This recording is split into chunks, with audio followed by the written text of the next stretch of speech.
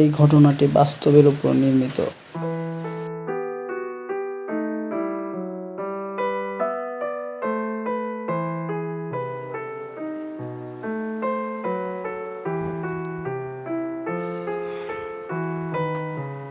কিরে বাবা, পড়ালেখা তো ছাইড়েই দিলি। আমি কত কিছু না করলাম তোর পড়াশোনার জন্য, আর তুই এই পড়ালেখায় ছেড়ে দিলি। আর আমি নিজেই তো মূর্খ। আমি ভাবছিলাম তোর মানুষের মতো মানুষ বানাবো, আর তুই কি যে হইলি। তুই যখন যা চাইছস আমি তখন তোকে তাই দিয়েছি। বলতো বাবা, তুই কি করলে পড়ালেখাটা করবি? দূর হ। আজকাল পড়াশোনার কোনো দাম আছে? আর পড়াশোনা করে কে কত বড় লোক হয়েছে? যার বন্ধুটা, যার কাছে টাকা আছে তার কাছে লোকজন আছে, ঠিক আছে? আর লোকজন যার কাছে আছে সেই বাস্য হয়ে চলে। আরে কত মানুষই দেখছি 30-32 বছর পড়াশোনা করার পরেও রিক্সা চালায়। আবার কত মানুষ আছে যারা তার নিজের নামটাও লিখতে পারে, ঠিক আছে? তাদেরও কত নামটা, টাকা পয়সা গাড়ি কোনো কিছু অভাব নেই। যেমন ধরো বাবা, তুমি নিজের নামটা তো লিখতে পারো না, অথচ তোমার এত বড় একটা বাড়ি, কয়টা গাড়ি। কি বললি? বাবা তুমি আমাকে মারলা কেন? তাহলে তুই আমার কাহিনী শুন, আমি কিভাবে তো বড় হয়েছি। জন্মের পর আমার মা মারা যায়। 5 বছর পর আমার বাবার একটা বিয়ে করে নেই। তখন আমি আমার দাদা বাড়ি থাকি। আমার দাদা বাড়ি থেকে আমাকে খেতে দেয় 2 বছর পর। এই 10 বছর বয়স যখন আমার, তখন থেকে আমি রাস্তায় ঘুরে ঘুরে বেড়াই, বোতল টোকায় টোকায় খাই। আর এখান থেকেই শুরু হলো আমার জীবন সংগ্রাম।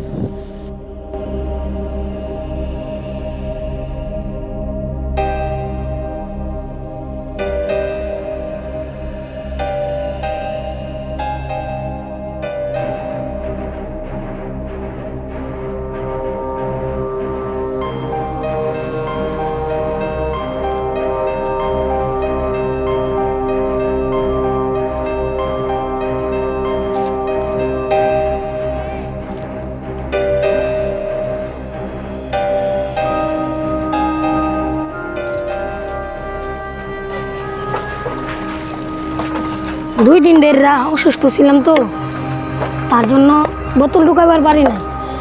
আজকে বেশি করে বোতল ঢুকায়া দুপুরবেলা পেটটা বেরাম।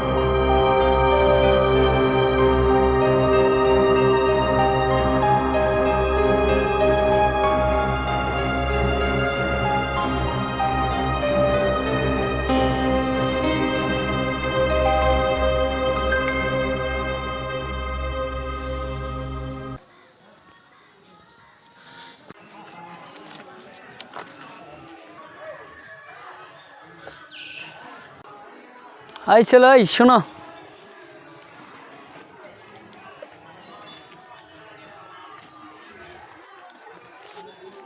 তুমি এগুলা কি করতেছো? এগুলা করা বাদ দিয়ে আমার সাথে চলো। আমার একটা দোকান আছে, ওই দোকানে তোমার কাজ শেখাবো। ভালোভাবে তুমি মানুষের মতো মানুষ হইতে পারবা, ঠিক আছে? আমার এই যে কার্ড দিতেছি, তুমি আমার দোকানে যা দেখা করবা, ঠিক আছে? এই যে নাও, আমার দোকান বাইপাস, যা দেখা করবা। ঠিক আছে, যাও তাহলে। আচ্ছা ভাই, ঠিক আছে। আচ্ছা, যাও তাহলে, আইসো।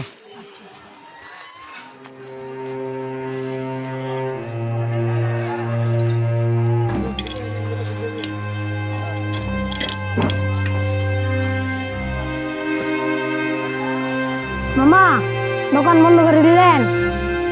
বাঙালি নিয়েছি, বাঙালি নিবেন না? তুমি আইলা, আমি দোকানটা বন্ধ করে দিলাম। 2 দিন তো তোমারে দেখলাম না, কই গেছিলা তুমি?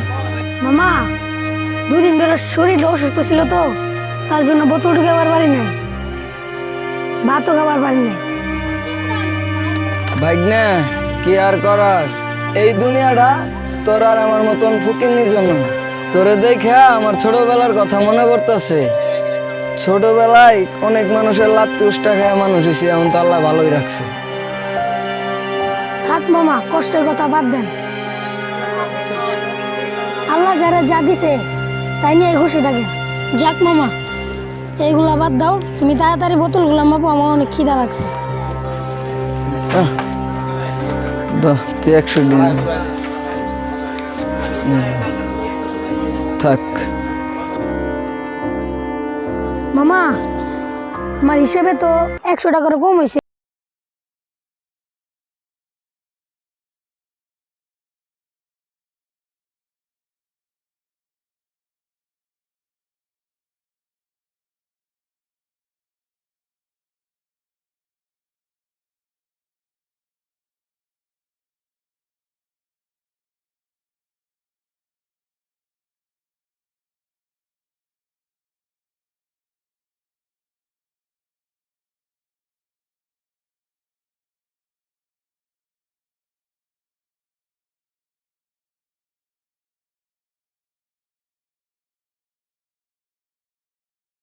এই পৃথিবীতে যার মা বাবা আছে, টাকা আছে, এই পৃথিবী তোর মতন চোখে আর কেউ নাই।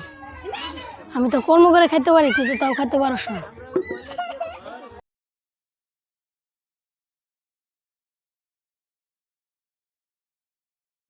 তুই খাই দে ধর।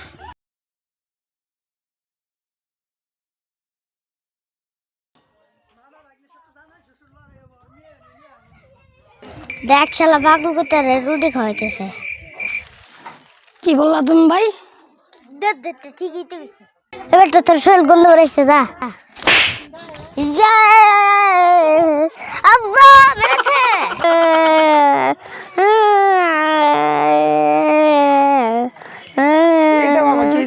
ওই যে টুকরো হচ্ছে মারছে। কিরে ফকিনের পোলা, তোর তো সাহস কম বড় না, তুই আমার পোলারে মারছ, তোর আজকে আমি হাতি কাটাবো।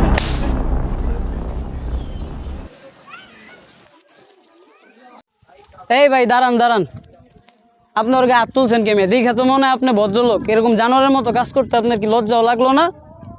এই মেয়ে, তুমি কি আমার সাথে বড় গলায় কথা বলতেছ?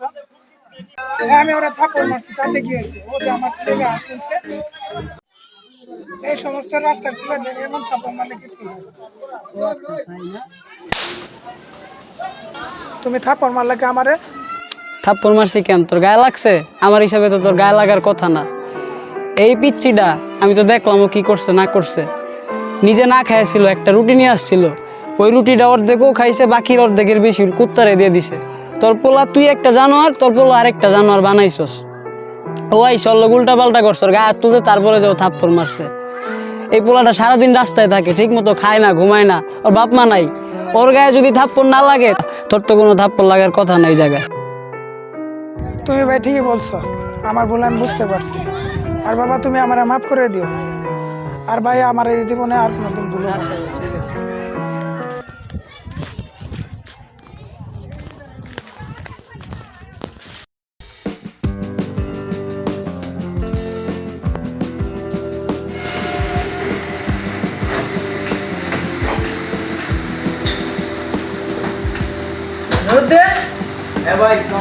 ওই আগের কাজটা কি শেষ হয়েছে?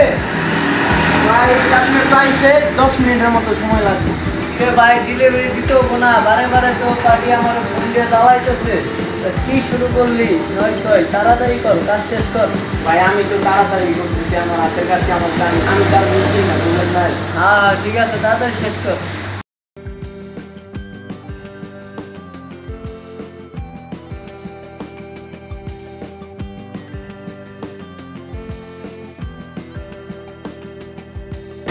আসসালামু আলাইকুম ভাই। কিটা বললেন? ভালো আছো? হ্যাঁ ভালো আছি। আপনি ভালো আছেন?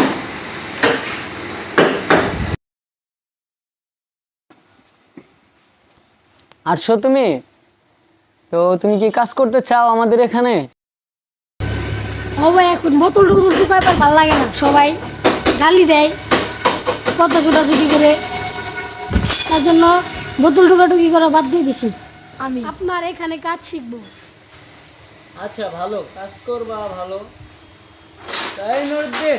হ্যাঁ ভাই, কে হইছে?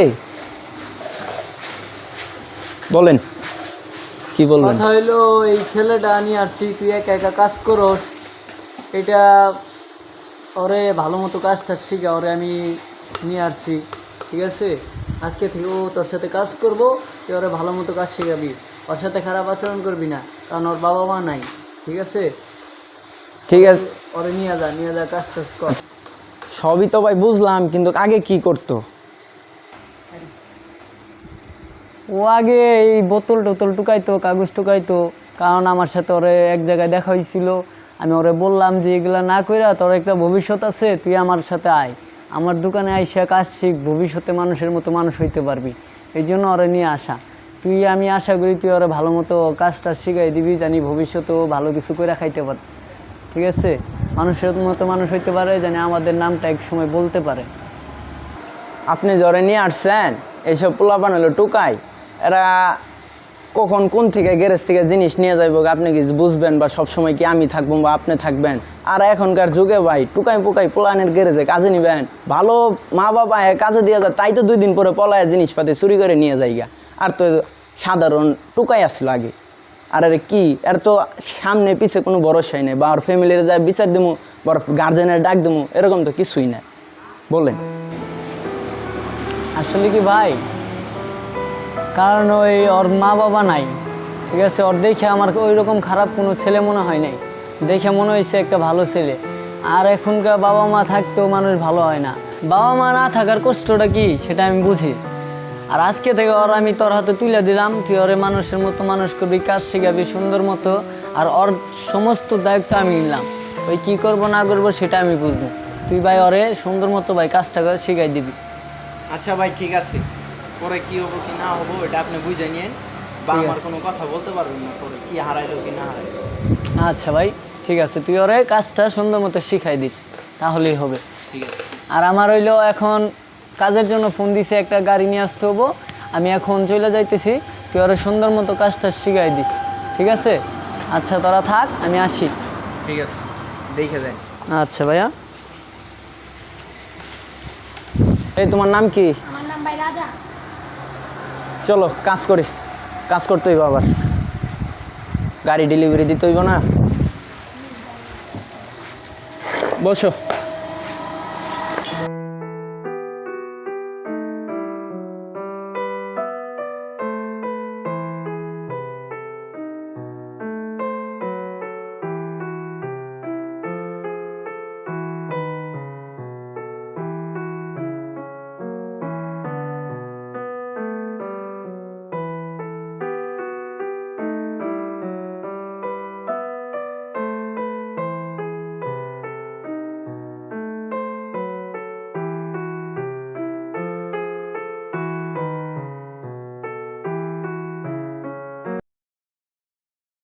এই জায়গায় অটো ঠিক চালায়? হ্যাঁ হ্যাঁ,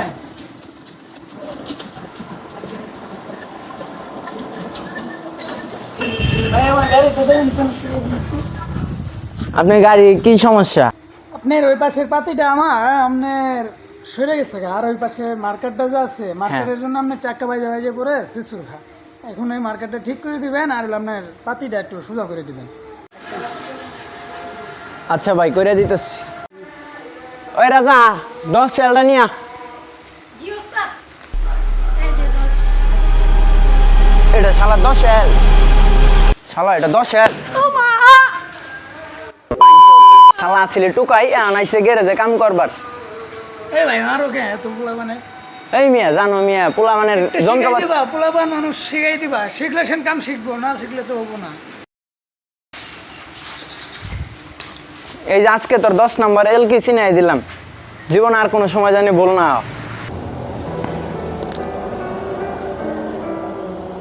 এই রাজা, টাইল লিভারটা নিয়া।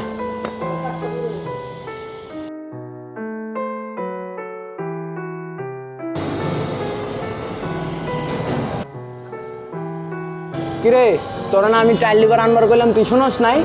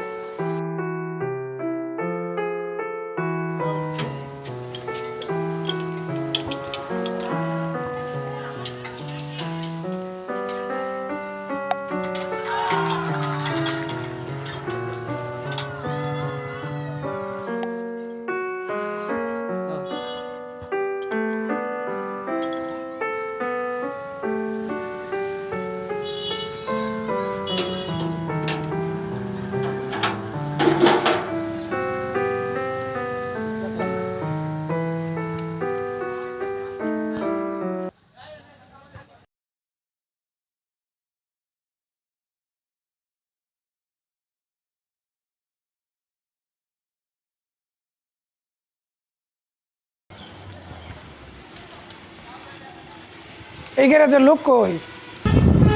কে?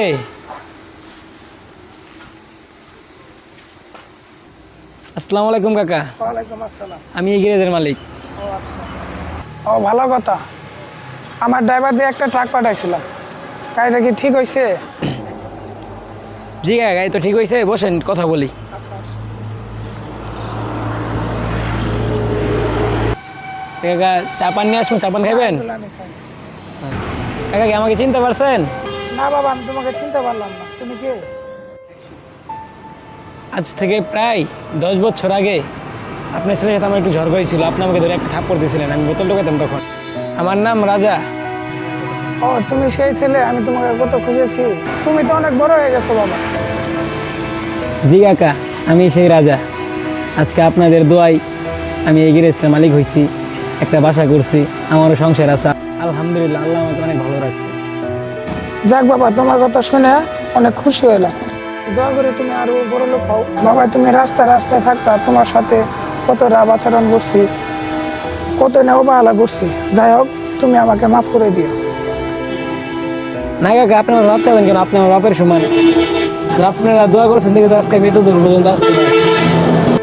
না বাবা, তুমি সমাজের চোখে আঙুল দিয়ে দেখাই দিলা যে রাস্তার ছেলেরাও ভালো কিছু করতে পারে। আর অন্যদিকে আমার ছেলেটারে দেখো, ও কি না চাইছে আমি ওরে দিনেই। ওরা আমি একটা ভালো স্কুলে দিছি, ভালো পড়াশোনা করাইছি, ওরা একটা ভালো চাকরি নিয়ে দিছিলাম, কিন্তু ও মানুষের মতো মানুষ হতে পারে নাই। ও বাজে পোলাপানদের সাথে থাকতে থাকতে ও খারাপ হয়ে গেছে। ও ঠিক মতো ডিউটিতে জানা, বাসায় থাকে না, ওরে নিয়ে আমি অনেক তাপ জ্বালায় আছি। আল্লাহ যদি তোমার মতো আমার একটা ছেলে দিত তাহলে ভালো হতো। আচ্ছা কাকা, মন খারাপ করেন না, আল্লাহ যা করে ভালোর জন্য করে। আল্লাহ আপনার ছেলে একটা যে কোনো একটা পরীক্ষা নিতে আছে, দোয়া করে আপনার ছেলে ভালো হয়ে যাবে। আর আমার মাঝে মাঝে আমার দোকানে আইসেন, আর দাওয়াত থাকলে আপনি চা খেয়ে যান। আচ্ছা ঠিক আছে। তো বাবা, এই ছিল আমার জীবন সংগ্রাম। বাবা তুমি এত কষ্ট করেছো, এটা তো কল্পনারও বাইরে। যাই হোক বাবা, আমি আজকে তোমাকে কথা দিতেছি, আমি যাই করছি আর কখনোই করব না, আর আমিও একদিন সফল হয়ে দেখাবো। যাক আলহামদুলিল্লাহ, তুই তাহলে এই টোকার জীবন কাহিনী শুনে কিছু হলে শিখতে পারছস। আর ইনশাআল্লাহ আমি দোয়া করি আল্লাহ তোর মনের আশা পূরণ করুক।